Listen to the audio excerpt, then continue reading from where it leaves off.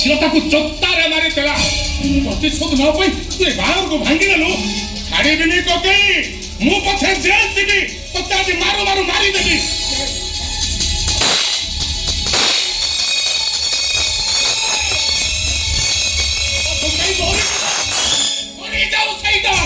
ସେଇଟା ମରିଯିବା ଦରକାର। ମୋ ଝିଅଟା ବଞ୍ଚି ଥାଉ ତ ଇଏ ତାକୁ ମାରି ଦେଇଛି। ମାରିବି ନାକୁ। କଣ ହେଇଛି କୋକେଇଙ୍କର ଦୋଷ କଣ? ମୋ ଝିଅ ବାହାଘର ଭାଙ୍ଗି ଦେଇଛି। ଝିଅ ବାହାଘର ଭାଙ୍ଗି ଦେଇଛି, କିନ୍ତୁ ରାତି 11ଟାରୁ 12ଟା ଭିତରେ ତ ବର ଆସି ପହଞ୍ଚିଯିବା କଥା। ବର ଆଉ ଆସିବନି ରେ ଶୁଭ।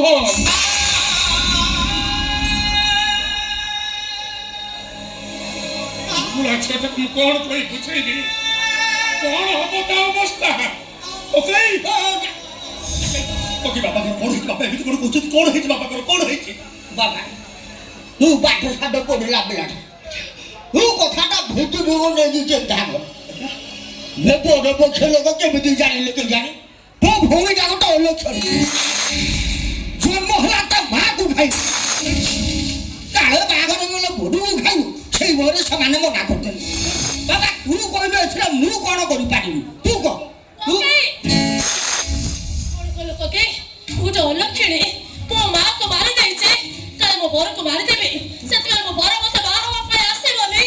ଏ ଭାଇ ତୁ କହ, ଭାଇ ତୁ କହ, ତୁ କେମିତି ସାମ୍ନା କରିବି ସମସ୍ତଙ୍କୁ? କେମିତି ମୁହଁ ଦେଖେଇ ବନ୍ଧୁ ବାନ୍ଧବ ସାହି ପଡିଶାକୁ? ତୁ କହ ଭାଇ, ଏତେ ବଡ ନିନ୍ଦା ଅପବାଦ ମୁଣ୍ଡେଇ ମୁଁ କେମିତି ବାଟ ଚାଲିବି? ବାପା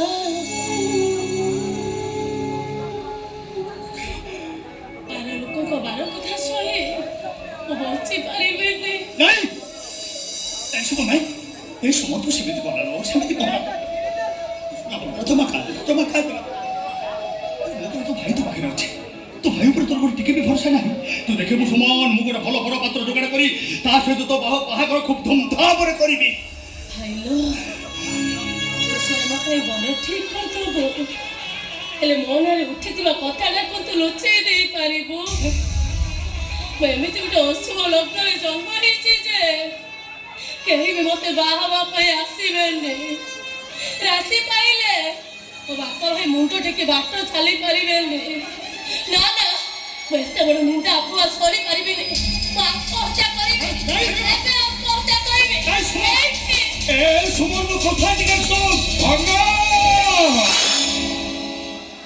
ମୁଁ ପରା ତ ବାପା।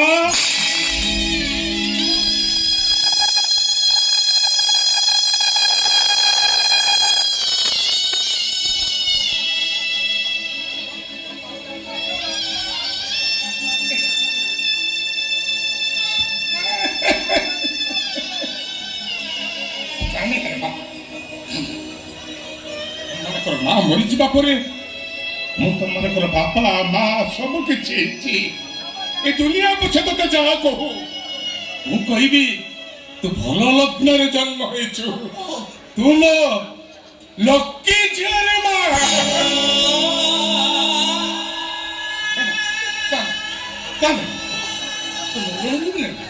ମୁଁ ତୋ ପାଇଁ ଯେମିତି ହେଲେ ବର ଯୋଗାଡ଼ କରିଦେବି। ତୋର ବାହାଘର ହବ, ବାହାଘର ହବ। ମୁଁ ବେଦିରେ ବସିବି।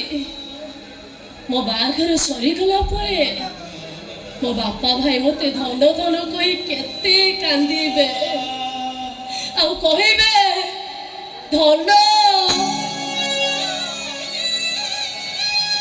ଭଲରେ ରହ, ଈଶ୍ୱର ତୋର ମଙ୍ଗଳ କରନ୍ତୁ। ବାପା ଭାଇ ଏମିତି ଗୋଟେ ଅଶୁଭ ଲଗ୍ନରେ ଜନ୍ମ ହେଇଛି ଯେ କେହି ବି ମତେ ବାହା ହେବା ପାଇଁ ଆସିବେନି, କି ମୋ ବାପା ଭାଇ ମତେ ଆଉ କେବେ ବି କହିବେନି ଧନ ତୁ ଭଲରେ ଏମିତି ମଡ଼ାରେ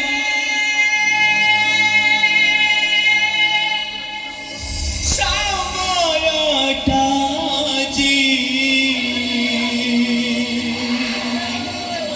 କରିଦେଲା ମତେ ଠିଆ।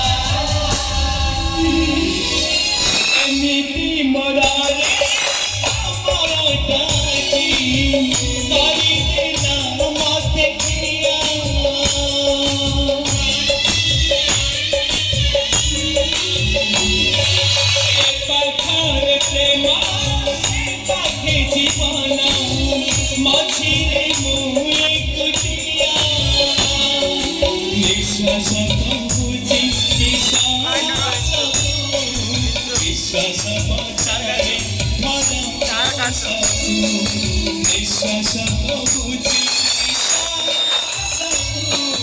ବିଶ୍ୱାସ ପଚାରେ ଭରସା ଆସୁ ଯେତେ କାଳ ବହୁ ଯେତେ